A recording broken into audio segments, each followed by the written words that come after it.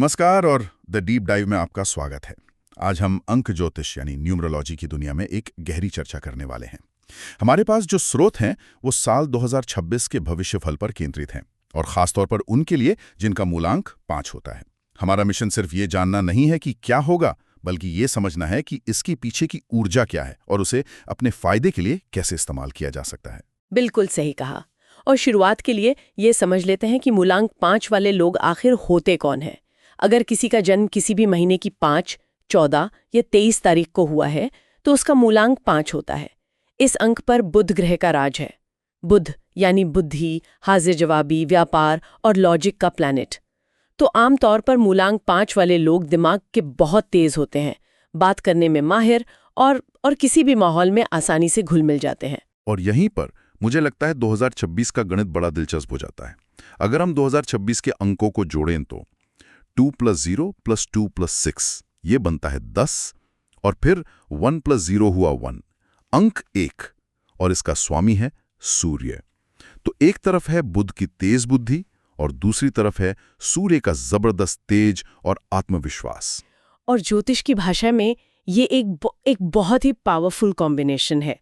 बुध और सूर्य की इस दोस्ती को बुधादित्य योग कहते हैं।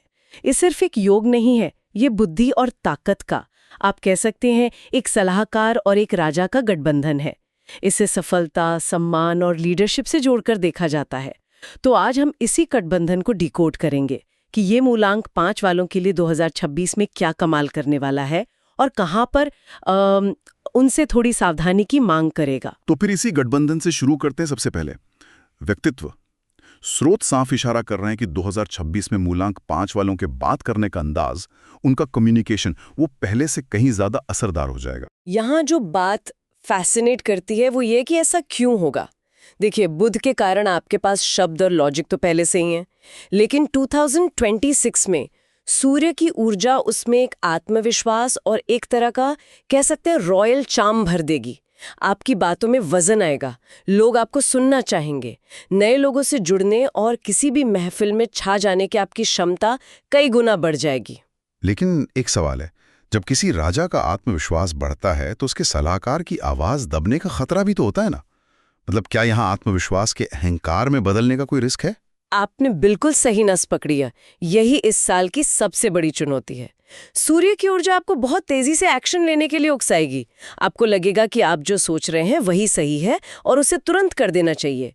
लेकिन आपकी असली ताकत तो बुध की विश्लेषण करने की क्षमता में है। जल्दबाजी में लिए गए फैसले या बिना सोचे समझे कही गई बातें भारी पड़ सकती हैं। तो यहाँ इंसाइट ये है कि कोई भी बड़ा फैसला लेने से पहले अपने अंदर के राजा को अपने सलाहकार से राय लेने के लिए मजबूर करना होगा। एग्जैक्टली। इस साल के लिए आपका मंत्री होना चाहिए, पहले सोचो, फिर बोलो और फिर करो। धैर्य आपका सबसे बड़ा हथियार साबित होगा।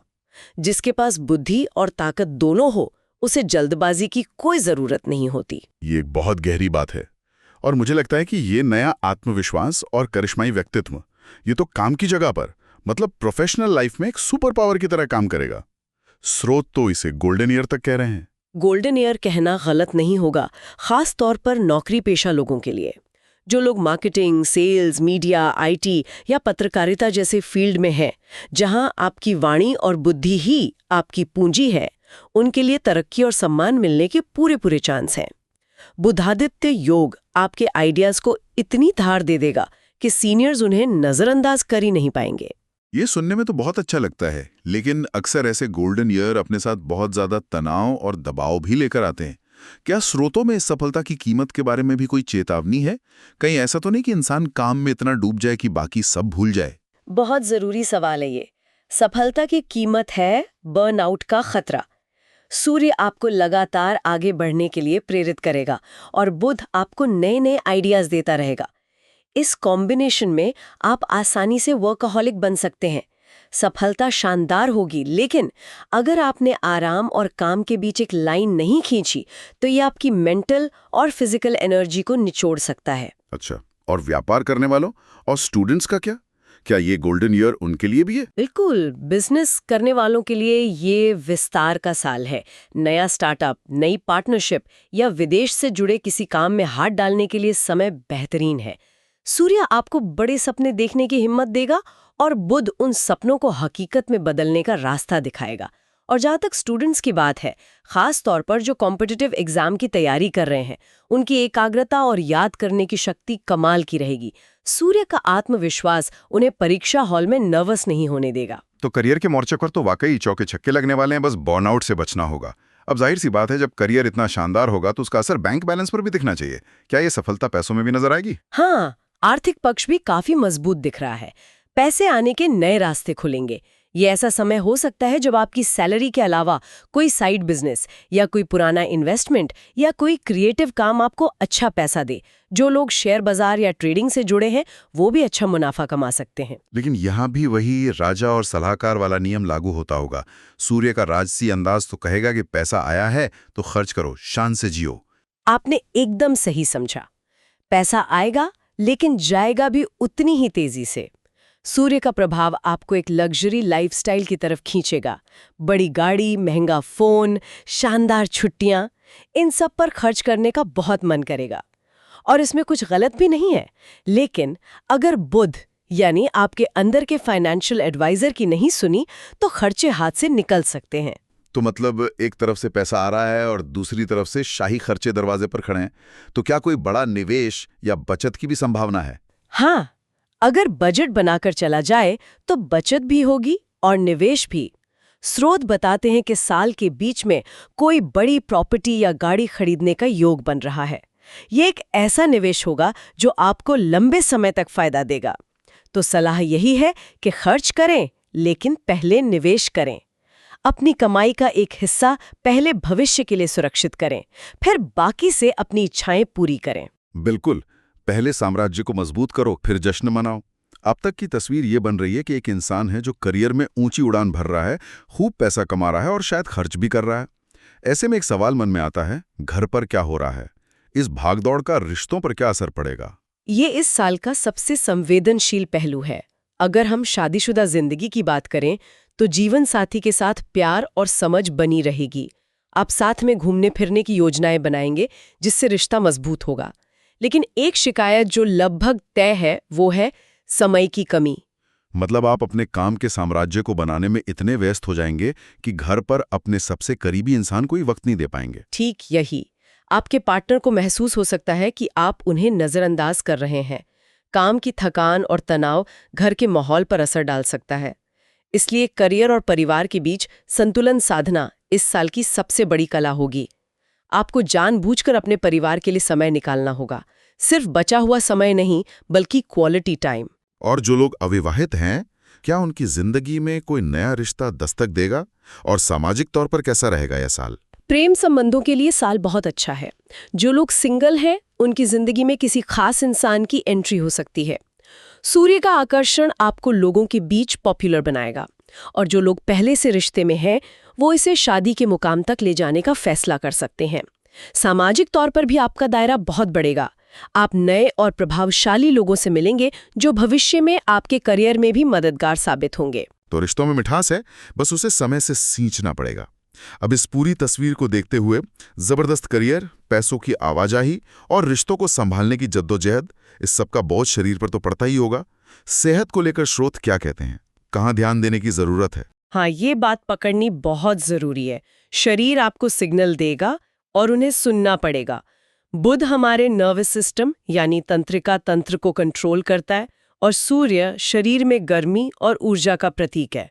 जब ये दोनों अपनी चरम पर होंगे तो दिमागी थकान, तनाव और बेचैनी ये सब हावी हो सकती है।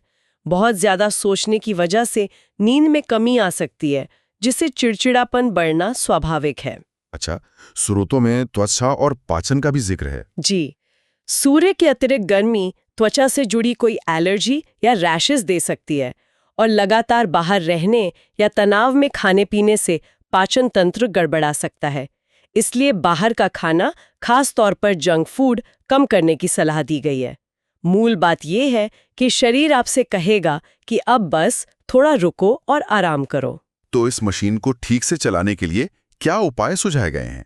मैं देख रहा हूं कि स्रोतों में योग, मेडिटेशन, सुबह की सैर और हरी सब्जियों के सेवन पर जोर दिया गया है। योग और मॉर्निंग वॉक आपके शरीर को एक्टिव रखेंगे और मेडिटेशन आपके तेजी से दौड़ते दिमाग को शांत करेगा। मतलब बुध और सूर्य की ऊर्जा में संतुलन लाएगा। ये आदतें आपको इस ऊर्जावान साल में शारीरिक और मानसिक रूप से मजबूत बनाए रखेंगी। ठीक है, तो हमने व्यक्तित्व, करियर, पैसा, रिश्ते और सेहत हर पहलू को गहराई से समझ लिया है। अब उस हिस्से पर आते हैं जो इन सब चीजों को एक साथ बांधने में मदद कर सकता है। शुभ कारक और विशेष उपाय। 2026 के लिए मूलांक 5 वालों के लकी चार्म्स क्या हैं? स्रोतों के मुताबिक कुछ रंग, दिन और अंक इस साल आपकी ऊर्जा को सपोर्ट करेंगे। शुभ रंग है हरा, सफेद और हल्का पीला। शुभ दिन बुधवार और शुक्रवार माने गए हैं। और लकी नंबर्स हैं 5, 1 और 6। अगर रत्न की बात करें तो पन्ना पहनने की सलाह दी जाती है, लेकिन यह हमेशा किसी अच्छे विशेषज्ञ से सलाह लेकर ही करना चाहिए। और इन शुभ कारकों के अलावा कुछ खास उपाय भी बताए गए हैं। मुझे लगता है कि इनका मकसद भी बुध की बुद्धि और सूर्य की ऊर्जा को सही दिशा देना ही होगा। बिल्कुल, ये उपाय किसी जादू की तरह नहीं, बल्कि एक ट्यूनिंग की तरह काम करते हैं। जैसे आप किसी वाद्य यंत्र को सही सुर में मिलाते हैं, वैसे ही ये उपाय आपको ग्रहों की सकारात्मक ऊर्जा के साथ तालमेल बिठाने में मदद करते हैं। तो चलिए इन उपायों पर एक नजर डालते हैं। सबसे पहला है गणेश वंदना। हर बुधवार को भगवान गणेश को दूर्वा और लड्डू चढ़ाना। गणेश जी को विघ्नहर्ता भी कहते हैं और वो बुध ग्रह के देवता भी माने जाते हैं। उनकी पूजा करने से बुद्धि सही दिशा में काम करती है और फैसले लेने में गलतियां नहीं होती। यह आपके अंदर के सलाहकार को मजबूत करने का उपाय है। अच्छा, दूसरा उपाय सूर्य से जुड़ा है। रोज सुबह तांबे के लोटे से सूर्य देव को जल देना। ये आपके अंदर के राजा को साधने का तरीका है। सूर्य को जल देने से आत्मविश्वास बढ़ता है, लेकिन अहंकार शांत होता है। यह आपको ताकत के सही इस्तेमाल की समझ देता है। अगला उपाय बड़ा सुंदर है, प्रकृति से जुड़ा हुआ। घर में तुलसी का पौधा लगाना और उसकी देखभाल करना। तुलसी का पौधा बुध का प्रतीक है और ये घर की नकारात्मक ऊर्जा को सोख लेता है। इसकी देखभाल करने से मन शांत रहता है और सेहत भी अच्छी रहती है। ये उस तनाव को कम करने में मदद करता है जिसके बारे में हमने बात की थी। दान का भी जिक्र है। बुधवार को हरी मूंग की दाल या हरे कपड़े का दान। और आखिर में एक मंत्र है ओम बूम बुधाय नमः का जाप। ये सभी उपाय आपको उस संतुलन को पाने में मदद करते हैं जो 2026 में सफलता की कुंजी है। ये आपको याद दिलाते रहते हैं कि आपको सिर्फ आगे नहीं भागना है, बल्कि सोच समझकर शांति के साथ आगे बढ़ना है। तो इस पूरी गहरी और मजेदार बातचीत को अगर समेटना हो तो मूलांक 5 के लिए 2026 साफ तौर पर अवसर और उन्नति का साल है, लेकिन एक शर्त के साथ। और वो शर्त है संतुलन। निष्कर्ष यही है कि बुध की बुद्धि और सूर्य का तेज, यानी आपका सलाहकार और आपका राजा, जब मिलकर काम करेंगे तो आपको कोई नहीं रोक सकता। ये एक ऐसा साल है जहां आपकी मेहनत और समझदारी आपको उन ऊंचाइयों पर ले जाएगी जिनके बारे में आपने सिर्फ सोचा होगा। बस अपनी वाणी को संयमित रखना है और हर मौके का सही इस्तेमाल करना है, जल्दबाजी में नहीं। बहुत खूब। और हमेशा की तरह जाने से पहले हम अपने श्रोताओं के लिए एक सवाल छोड़ना चाहेंगे। आज की हमारी पूरी चर्चा बुध की तेज बुद्धि और सूर्य की राजसी ऊर्जा के संतुलन पर टिकी थी। तो सोचने वाली बात यह है कि 2026 के बाद भी अपने अंदर के राजा को एक्शन लेने से पहले हमेशा अपने सलाहकार की सुनने के लिए तैयार रखना। ये सिद्धांत मूलांक 5 वाले व्यक्ति के लिए जीवन भर सफलता का एक स्थायी मॉडल कैसे बन सकता है?